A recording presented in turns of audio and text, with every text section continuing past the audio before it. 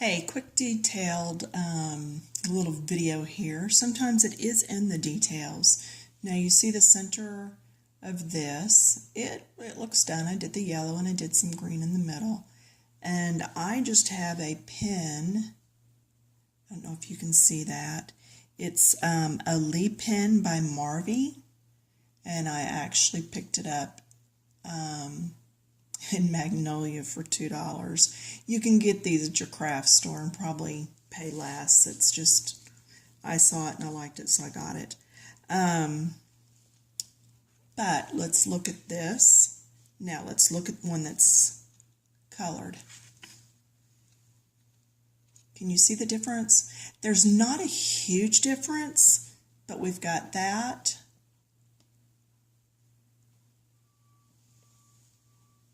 And we've got that. It's just, and I'm not even being particular, y'all. I'm just putting the dots in here kind of close to where it has the little circles for the dots. You can tell I'm not worried about coloring it in perfectly at all. I am just getting it in there. That's all I did. Just got it in there. But it's, to me, it's so much better. And folks, please, please, please. Now these leaves are not done. They're not finished by any degree. They need to have some blending going on here. But please don't do your leaves all one color. And don't do all the leaves the same on one page. Now see just the difference that made. The Colorless Blender by Prismacolor. And these are Marco Raffine colored pencils. So you can tell it is a soft lead. But just doing that little bit, how that looks so much different than that. I can get away with really scribbling on some of my coloring because I can come back with this blender and it does wonders.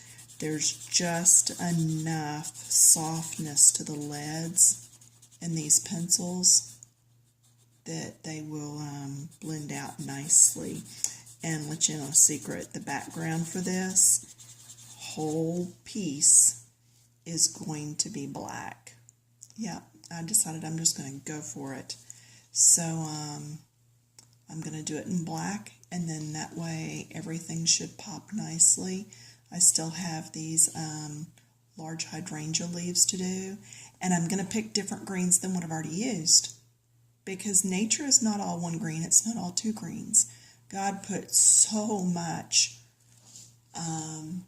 fleshy foliage out there in so many different shades, and a lot of times I tell you, if you're doing a light background, do it first, because when you come in and go around all these greens, that light color is going to pick those up and smear. Since I'm doing black, I don't have to be overly neat. And if my background gets smudges and stuff on it, I'm not worried about it. If I'm in a hurry and go outside my lines, I'm not worried about it. Because when I come in here with black, it's going to fix all that. Oh, and speaking of these yellow roses, anytime you use yellow on your picture, you need to come back in with some sort of yellow ochre or a tan to do the overlapped edges to make that flower pop and not just look flat. Use some sort of a tan or a brown or something, but get you some color in there. But yeah, it's going to be a totally black background, and I'm anxious to see. I think it'll be really cool.